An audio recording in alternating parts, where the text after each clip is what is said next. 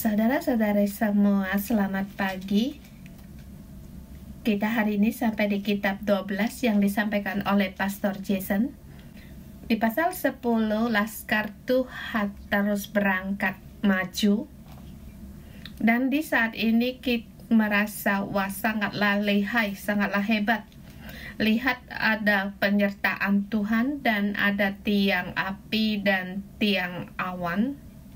Kemudian Allah setiap hari mujizat Allah demikian menyertai mereka.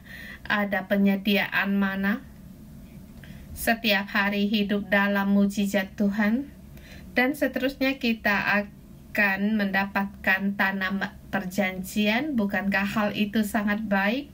Dari pasal 10 sampai dengan pasal 13. Pasal 13 yaitu ke-12 mengintai tanah Kanaan. Perjalanan sebenarnya hanya memakai waktu 10 hari dan cepat akan berlalu, tetapi timbullah masalah dan kita merasa kita mengikuti Tuhan. Kita merasa Tuhan menyertai kita. Kita mulai berangkat, bukan? Tapi seterusnya hasilnya satu padang gurun yang sangat luas, yang tidak diduga oleh semua orang.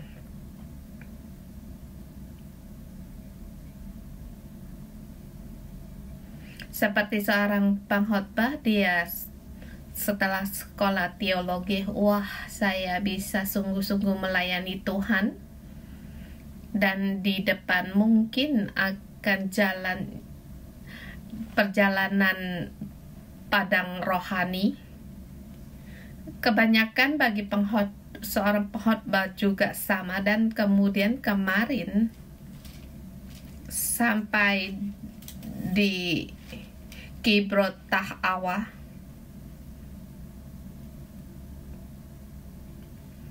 di situ mereka mulai bersungut-sungut dan api Tuhan pun muncul dan seterusnya. Mereka bersungut-sungut, tidak ada daging untuk dimakan. Musa berkata kepada Tuhan, tanggung jawab aku di sini terlalu berat. Kemudian Allah mendatangkan burung puyuh dengan tulah yang sangat besar, membinasakan mereka. Tidak terpikir dari awal untuk terus berjalan 1 hari, nyawa pun hilang. Dan tidak kemarin saya perhatikan bagaimana perkara ini terjadi. Di ayat 11 ayat keempat, di situ ada orang-orang bajingan yang kerasukan nafsu rakus mereka. Apa itu orang-orang bajingan? Mereka juga keluar dari Mesir, tetapi mereka tidak mau menjadi budak dan mengikuti orang Israel ikut pergi dari Mesir. Mereka tidak menjadi laskar Tuhan, mereka juga tidak melayani dan mengikuti Allah. Tetapi ada kemungkinan keluar dari Mesir, mereka pun ikut serta. Dan tetapi tibalah mereka di padang gurun dan berjalan sangatlah berat dan mulai menginginkan daging. Kemudian mulai di situ bersungut-sungut, dan terlebih saya pertegaskan, yaitu merekalah yang memulai akan sungut-sungut ini. Kemudian hati mulai berkata, iya, memang benar, sudah lama tidak makan daging. Tidak tahu bagaimana rasa daging itu, mungkin sudah cepat lupa. Dan sebagian orang mulai bersungut-sungut dan sebagian orang mulai ikut. Dan saya katakan kepadamu, kalau kamu pergi menjauh sedikit dari orang-orang bajingan ini, kamu akan aman. Sesungguhnya nafsu kerasukanmu bisa dipikat. Bukan kamu yang pertama kali bersungut-sungut, dan memang daging itu enak dimakan dan mulai ikut. Jadi sampai di padang gurun, persiapan di padang gurun, kamu harus menjauh dari orang-orang ini. Kemudian sampai di ayat di hari ini, ayat 12 yang disampaikan oleh Pastor Jason, pasal 12, dengan tema berpegang pada Allah dan menjauhi para penfitnah. Berpegang pada Allah dan jauhilah orang-orang para penfitnah. Di sini di pasal 12 terjadi suatu perkara. Maryam serta Harun mengatai Musa yang berkenaan dengan perempuan Kus yang diambilnya, sebab memang ia telah mengambil seorang perempuan Kus.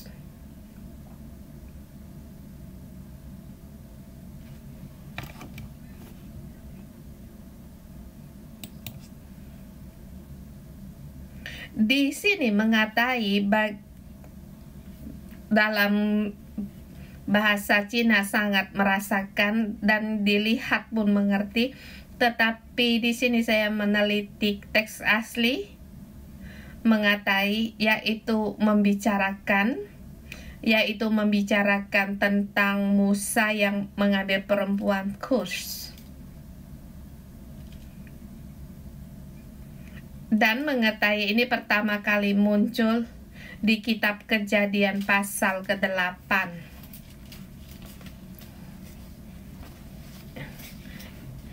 Ya, itu Musa berkata kepada kamu dan istrimu serta anak-anakmu bisa keluar dari bahtera ini. Dan di sini yang kita berkata, bukan mengatai. Kemudian sampai di pasal kitab Kejadian pasal 12, Abram mengikuti perintah Tuhan. Dia berangkat. Di sini dengan arti berbicara, berunding. Di sini Maryam serta Harun yaitu berkata-kata tentang perkaraan Musa. Sesungguhnya Allah memeriksa hati manusia, yaitu yang kamu bicarakan itu hal apa yang kamu perbuat berbicara hal ini. Ini adalah poin.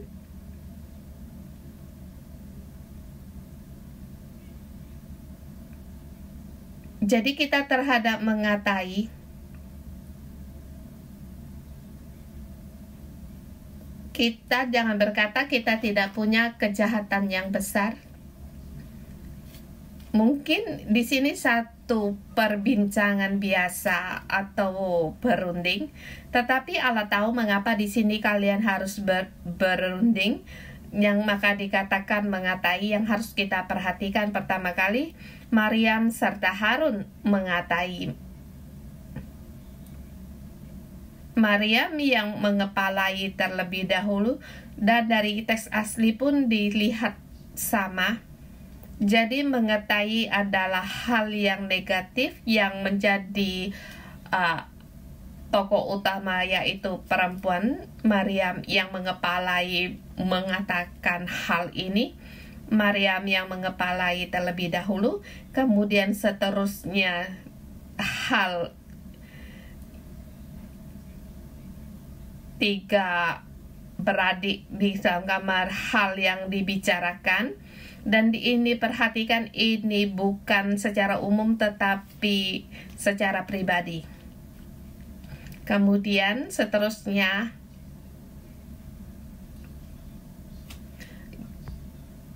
Musa mengambil perempuan Kus sebagai istrinya. Ini hal yang telah terjadi cukup lama, sebab dia umur 40 tahun, dia pergi ke Midian, kemudian menikah. Sesungguhnya kakak perempuan dan kakak laki mengatakan hal ini tidaklah merupakan hal apa-apa, tetapi sebab mereka dalam satu keluarga dan kedua mereka mendengar pun bukanlah satu hal yang rumit, tetapi ini ditarikkan pada kerajaan Allah. Di sini kata mereka, sungguhkah Tuhan berfirman dengan perantaraan Musa saja? Di sini mulai berubah maknanya, yaitu kamu bermasalah dan hal ini kamu melakukannya kurang baik. Bukankah hubungan aku dengan Tuhan itu sangat baik? Dan kamu berkata hal ini untuk apa? Bukankah seharusnya, bukankah aku yang menjadi kepala? Sebab kamu punya celah, kamu harus turun. Kalau kita melihat dia mempunyai makna yang demikian, tetapi di latar belakang ini pasti punya hal-hal yang menjadikan ini. Maryam mungkin berkata, aku adalah kakak perempuanmu, mengapa aku harus mendengar perkataanmu? Mengapa seorang kakak perempuan dan kakak laki-laki harus mendengar adik laki-laki ini? Anak ini telah meninggalkan 40 tahun, tidak peduli sama keluarga. Dan adik ini, bukankah dia sangat punya masalah? Dan kemudian Maryam merasa, waktu kamu lahir, di saat dalam pengajaran Fir'aun terhadap bayi, aku yang menyelamatkan kamu. Aku yang berpikir cara bagaimana di situ mengapungkan kamu, dia kemudian bertemu dengan putri Fir'aun dan mengambil kamu sebagai anak dengan memberikan saran agar mencari seorang perempuan Ibrani untuk menyusui, kemudian mencari ibu dan ibu sendiri yang menyusui kamu. Bukankah ini adalah jasaku? Aku adalah kakak perempuanmu. Aku adalah orang yang menyelamatkan nyawamu. Dan kamu orang ini tidak peduli sama keluarga, melarikan diri. Kamu banyak sekali perkara. Mengapa aku harus mendengar perkataanmu? Kamu melihat penglihatan. Kamu berkata Allah berfirman kepadamu, Allah juga berfirman kepadaku. Dan abangmu Harun, dia adalah imam yang pertama. Aku adalah nabi yang pertama. Nabi pertama, nabiah. Kita adalah sama. Jadi dia mulai tidak taat. Kemudian status sebagai kakak perempuan dan penyelamat, dia mulai menghitung adiknya. Maka dia menarik turun juga kerajaan Allah dan perkara timbul di sini.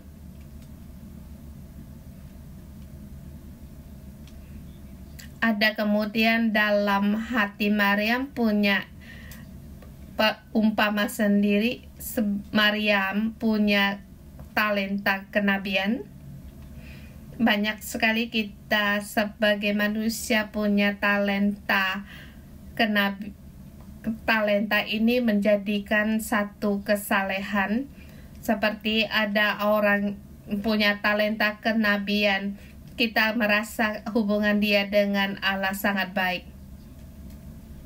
Baik itu talenta kenabian, pengkhotbah, dan juga termasuk talenta pemujian. Kita merasa Allah memakai dia dan merasa dia lebih saleh. Ini kesalahan yang mudah didapati pada manusia. Tetapi sesungguhnya talenta itu anugerah. Talenta tidak ada sangkutan dengan kehidupan. Dan Maryam dalam perasaan yang salah ini, dengan hubungan merasa dengan Allah dengan baik dan sama, dan juga kedudukanku lebih tinggi darimu, maka aku tidak tunduk. Kita perhatikan di ayat yang ketiga, di ayat kedua yang terakhir, dan kedengarlah hal itu kepada Tuhan. Di ayat tidak mengatakan kedengaran hal itu kepada Musa. Musa tidak mendengar. Dan juga tidak ada menjawab, dia diam. Kita sebagai pemimpin, kita harus demikian. Kita terus berpegang kepada Tuhan. Ada orang yang menantang kamu, tidak perlu mendengar dia. Tidak perlu, sebab bukan dia yang menarik kamu menjadi pemimpin. Dan di dalam ayat kita hari ini, yaitu Allah memilih Musa. Maryam bermasalah, sebab itu perkara Tuhan. Kita tidak perlu berdebat. Di kantor kita menjadi manajer pun sama. Ada orang yang menentang kamu, tidak apa-apa, terserah dia mau ngomong apa, seperti tidak terdengar. Tetapi yang manajermu yang menarikmu, yang terpenting kamu perhatikan apakah hubunganmu baik dengan dia. Yang lain itu tidak perlu. Ada orang yang menyerang kamu, manajer pun tahu dia akan berdiri di sebelah mana, pasti akan di sebelah kamu, sebab dia percaya kepada kamu, dia yang memilih kamu. Jadi pada saat orang mengatai kamu, sesungguhnya dia tidak tahu diri.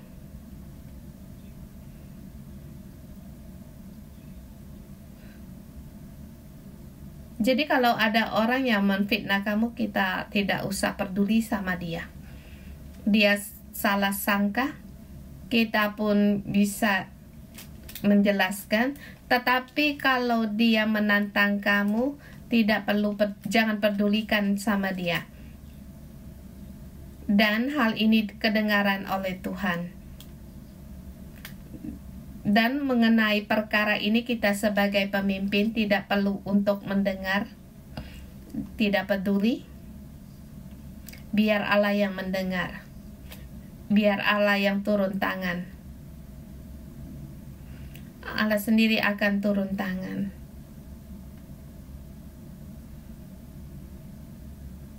Kita lihat memukul anjing pun harus melihat tuannya. Dengan demikian, kamu memukul anjing, kalau kamu memukul anjing liar, atau anjing itu ada tuannya, anjing itu akan melawanmu.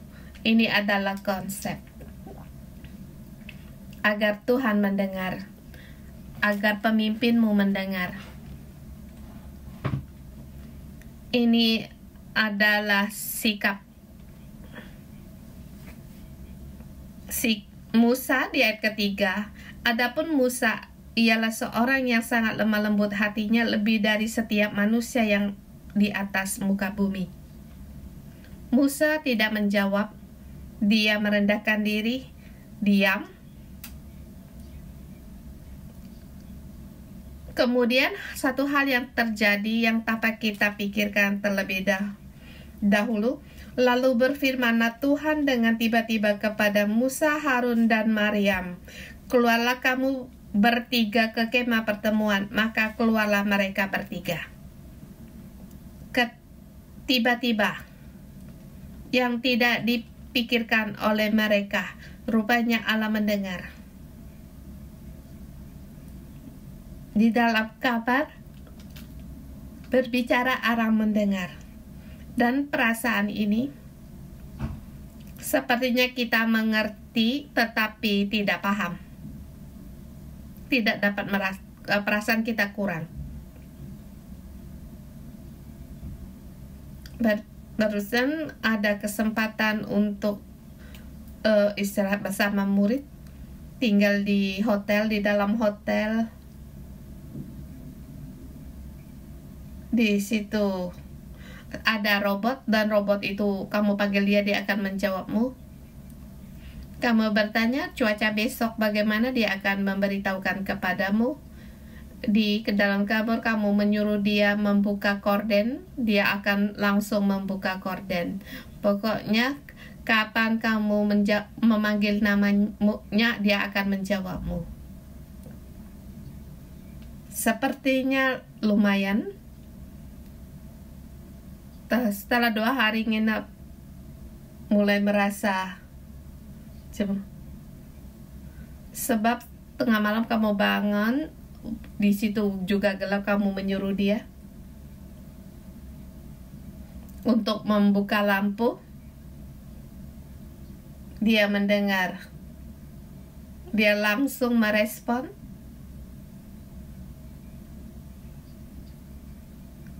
Kemudian kamu masuk kamar, memanggil dia, dia langsung menjawab kamu. Saya mulai merasa setiap perkataan saya semuanya itu direkam.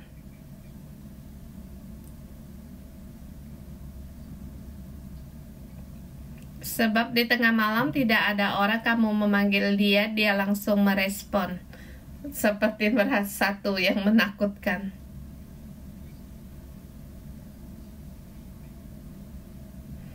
Dulu saya pernah mendengar kalau HP kita bisa dikontrol atau direkam.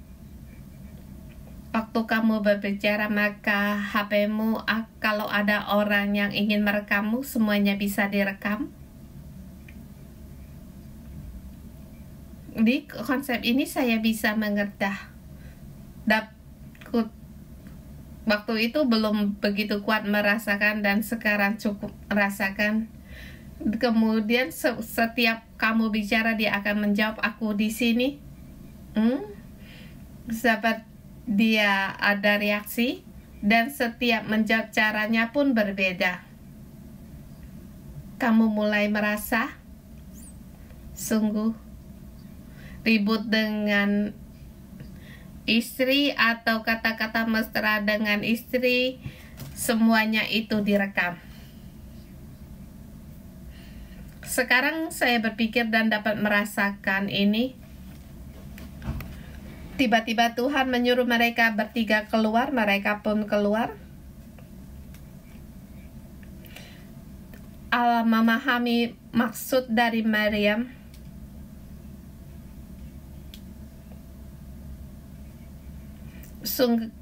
Sungguhkah Tuhan berfirman dengan perantaraan Musa saja? Bukankah dengan perantaraan kita juga ia berfirman? Jadi Allah secara positif merespon perkara ini, dan Allah berfirman, dengarkanlah firmanku ini, jika di antara kamu ada seorang nabi, maka aku Tuhan menyatakan diriku kepadanya dalam penglihatan. Aku berbicara dengan dia dalam mimpi. Bukan demikian hambaku Musa, seorang yang setia dalam segenap rumahku? Berhadapan aku bicara dengan dia terus terang, bukan dengan teka-teki, dan ia memandang rupa Tuhan. Mengapa kamu tidak takut mengatai hambaku Musa? Maryam yang dikatakan tentang talenta dan kedudukan, aku pun mendengar firman Tuhan, dihitung apa kamu? Aku bersama dengan kamu sejajar, bahkan kedudukanku lebih tinggi dari kamu. Tuhan mendengar. Jadi yang ia katakan itu adalah talenta dan kedudukan. Saya tidak tahu apakah Maryam juga dipengaruhi oleh pasal sebelumnya. Sebab di 70 tua-tua mereka pun berkata-kata, mereka pun seperti nabi. Jadi orang yang bisa bernubuat itu lebih banyak lagi, dan merasa diri tidak begitu berguna. Banyak perkara yang menyebabkan hal ini. Maryam mengatakan tentang talenta dan kedudukan. Allah berfirman tentang sikap manusia dan hubungan. Yang ia katakan Musa, dia setia. Musa orang yang setia. Setiap orang punya hubungan yang baik dengan aku dengan dia, Tuhan. Dan di sini Allah kembali memanggil Musa sebagai hamba. Dia adalah hambaku. Siapalah kamu? Dan di sini pertegaskan identitas Musa. Yang dipertegas adalah sifatnya dan statusnya. Dia adalah hambaku. Sesungguhnya kamu belum termasuk hambaku. Dan ini persyaratannya lebih tinggi lagi, target yang lebih tinggi lagi. Di dalam Alkitab hanya 5 orang yang disebut hamba Tuhan. Musa salah satunya. Dia adalah hambaku. Jadi, orang yang berkata tentang talenta dan kedudukan. Yang kedua, sikap dan hubungan. Orang yang kedua. Kemudian seterusnya, ketika awan telah naik di atas kemah, tampaklah Maryam kena kusta. Ayat ke-10 dikatakan, ketika rupanya Allah ikut mendengar dan juga ikut berbicara. Bahkan setelah Allah berbicara, dia langsung bekerja. Maka ketika awan telah naik dari atas kemah, maka tampaklah Maryam kena kusta.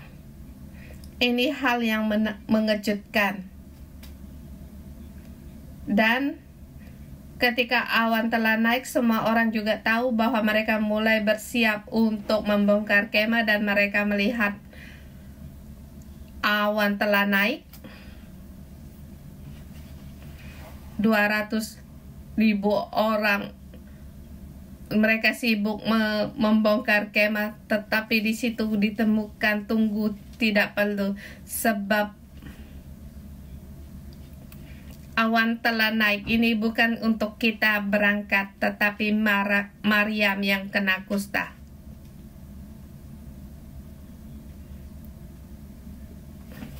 Kita perhatikan, kita di sini berbicara di dalam kamar, tetapi seluruh bangsa pun tahu. Boleh dikatakan semua orang tahu. Dari generasi ke generasi semua orang tahu, yaitu ketika awan telah naik. Kedua, kena kusta.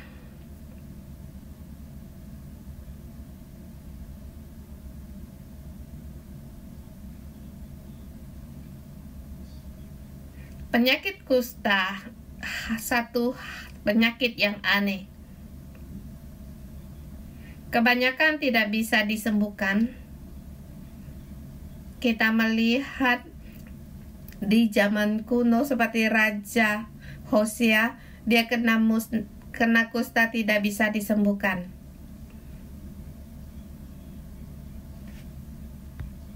Ini bisa melambangkan akan didikan Allah seperti kena kusta. Siapapun tidak bisa menyelamatkan dia. Kemudian seterusnya, dia harus mengucilkan diri dari kemah selama 7 hari. Seharusnya tinggal di pinggir perkemahan, tetapi karena dia najis, maka dia harus di luar kemah pertemuan. Di kemah, dimanapun dia pergi, barat, utara, selatan, dia harus melewati 500.000 orang. Kalau kita hitung satu rumah 4 orang laki-laki, satu rumah di situ setidaknya ada 200.000 orang. Dan kamu tahu bahwa orang Israel paling sedikit mereka melahirkan 5-6 orang, dan kamu harus melepaskan 600.000 kemah orang dan berjalan cukup lama. Kemudian semua orang melihat kamu.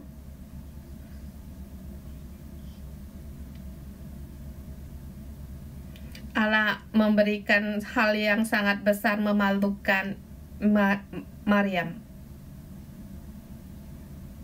Pada saat saya membaca ini, saya mengingatkan bahwa Allah yang Maha Pengasih, mengapa Dia berbuat demikian terhadap Maryam? Apakah ini adalah kasih? Apakah ini adalah kasih?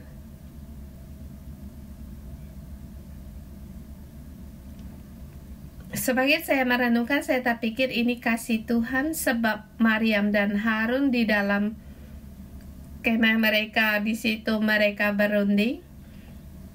Pertama kali Allah muncul, dan kalau Allah tidak muncul, perkara ini, pembicaraan ini akan menjadi pembicaraan yang umum, sebab yang perbicaraan kita demikian.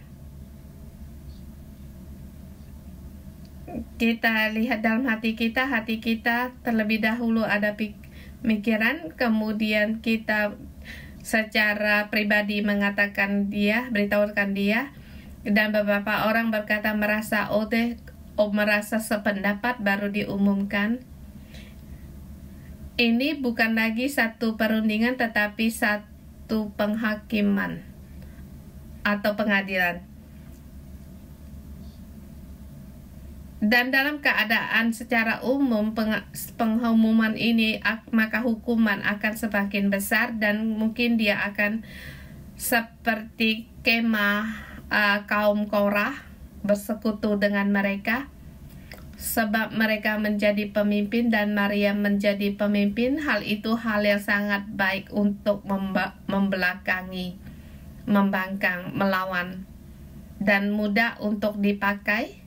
Dan seterusnya bumi menganga, akhirnya mereka pun terjatuh ditelan oleh bumi.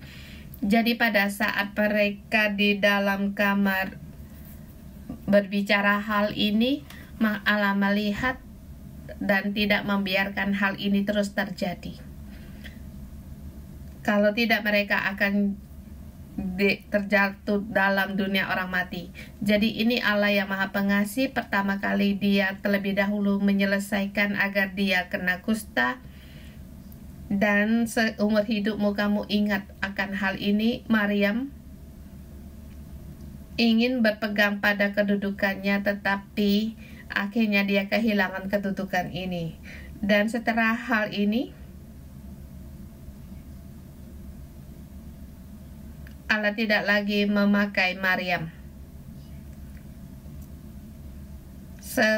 Seterusnya kemunculan Maryam, yaitu kematiannya, yaitu di padang gurun di tahun yang ke-20, bulan 2 atau 3.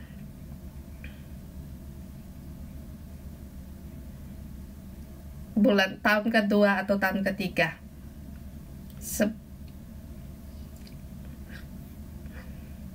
Kemudian dari hari itu bersama di padang gurun 30-an tahun tidak lagi dipakai. Ini anugerah Tuhan kepadanya. Seperti kaum Korah yang melawan, yang memberontak, yang akhirnya jatuh di dunia orang mati, lebih baik Tuhan menggunakan kusta untuk memperingatkanmu. Saya ingat setiap orang punya hubungan dengan Tuhan. Penyakit kusta ada baiknya. Penyakit kusta adalah acara penyucian, yaitu pada saat hubunganmu diselesaikan dengan Tuhan, maka Allah menyucikan dan menyembuhkanmu. Tetapi Maryam tidak tahu akan hal ini, sehingga dia akhirnya terus di padang gurun mengembara dan akhirnya mati di padang gurun. Dan ini terjadi satu hal, yaitu reaksi Harut sangatlah cepat. Dia tahu apa yang terjadi. Jadi dia terus berkata kepada Musa, Tuanku, jangan kiranya timpakan kepada kami dosa ini yang kami perbuat dengan kebodohan kami.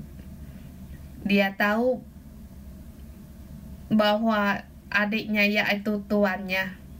Kemudian Musa berkata, di ayat 13, berserulah Musa kepada Tuhan, ya Allah, sembuhkanlah kiranya dia.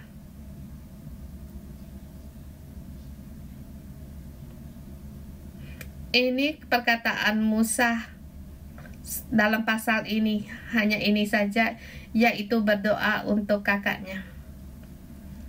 Ini jiwa seorang pemimpin. Kebanyakan orang akan bagaimana? Bukankah hubunganmu dengan baik pada Tuhan sendiri? Berdoalah sendiri.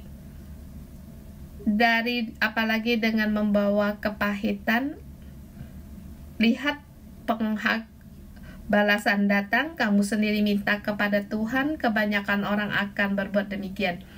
Dan kita tidak bisa menjadi pemimpin rohani yang baik. Tetapi Musa dia bukan.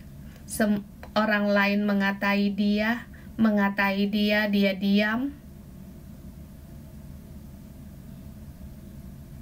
Kemudian dia berdoa untuk mereka. Saya merasa pasal ini sama pasal sebelumnya konsepnya hampir sama. Di pasal sebelumnya yaitu dicelakai oleh orang-orang bajingan untuk membuat sehingga menjadi kerakusan, nafsu kerakusan. Kemudian di sini Maryam yang menjadi kepala untuk mengatai, karena mengatai pemimpin kita punya hubungan yang baik, bukan, tetapi sikap Allah sangatlah jelas. Ketetapan Allah itu sangat jelas.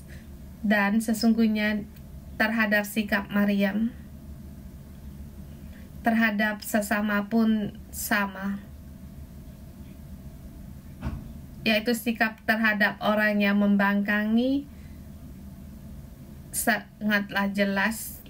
Mungkin kamu berkata, aku pun mengatai banyak pemimpin hal-hal yang buruk. Tidak apa-apa, tidak terjadi apa-apa. Ini adalah kasih setia Tuhan. Jadi di bagian banyak orang dan hal yang terjadi dengan jelas ia katakan, dan ketetapannya sangat jelas. Semua orang, kalau di akhir zaman akan mengadakan penghakiman, sehingga kita harus tahu untuk bertobat. Maryam dia kita mohon Tuhan untuk menolong kita, yaitu kita harus takut akan Tuhan, harus menjauhi para orang-orang bajingan, dan juga kita harus menjauhi orang-orang yang suka menggosip. Dia akan mengikut sertakan kamu pun akan dikorbankan secara percuma. Jadi di dalam hati kita pun punya pikiran yang tidak bisa kita lewati, sebab di padang gurun 40 tahun banyak hal yang terjadi dan banyak sekali pemberontakan yang terjadi. Kebanyakan kita demikian. Tapi apakah ini melewati percobaan? Tidak tahu. Sebab kamu tidak tahu keadaanmu bagaimana. Mungkin kamu mengatakan sekarang ada awan yang menuntunmu, aku tidak bermasalah.